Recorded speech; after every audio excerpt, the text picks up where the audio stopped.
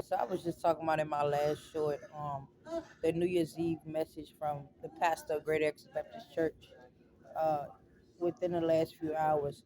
But in my own personal life, I was mentioning that I've had to constantly ask myself, what can I do with what remains? As I've been deep in personal Bible study, um, since 2018, and trying to understand God and the Word of God and my calling as a prophet and my gifts and my purpose. As I age throughout my 20s, I start to realize that I have to do something with what remains, regardless of what happens to me in life, regardless of what I go through, regardless of who stands by my side and who doesn't. God is always expecting me to do something with what remains.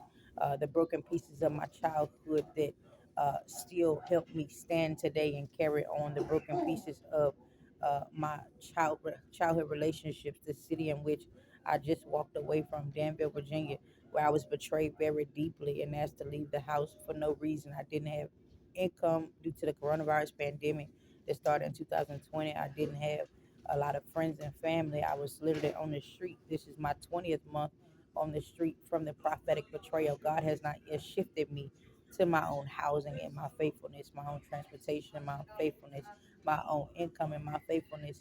But what can I do with what remains? A lot of times we want God to um, set out the table and make life very plentiful and abundant for us, and we don't have a full understanding of where we're called in this current season.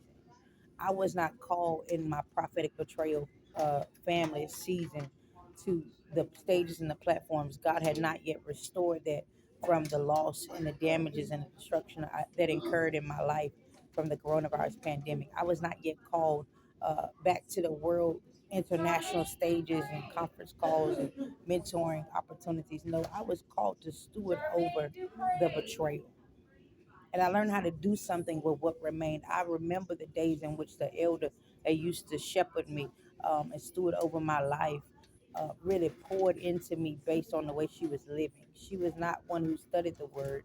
She was not one who was astute in the theological doctrine of God, but she was one who heeded the voice of God sometimes and did His will. She was one that would serve the Lord faithfully in regarding to her family.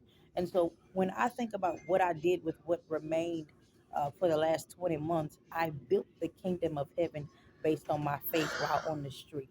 I didn't mind worshiping the Lord in a low place publicly because I'm not concerned with what you got to say about me. I'm concerned with how God will judge me as a prophet and how He'll judge my faithfulness.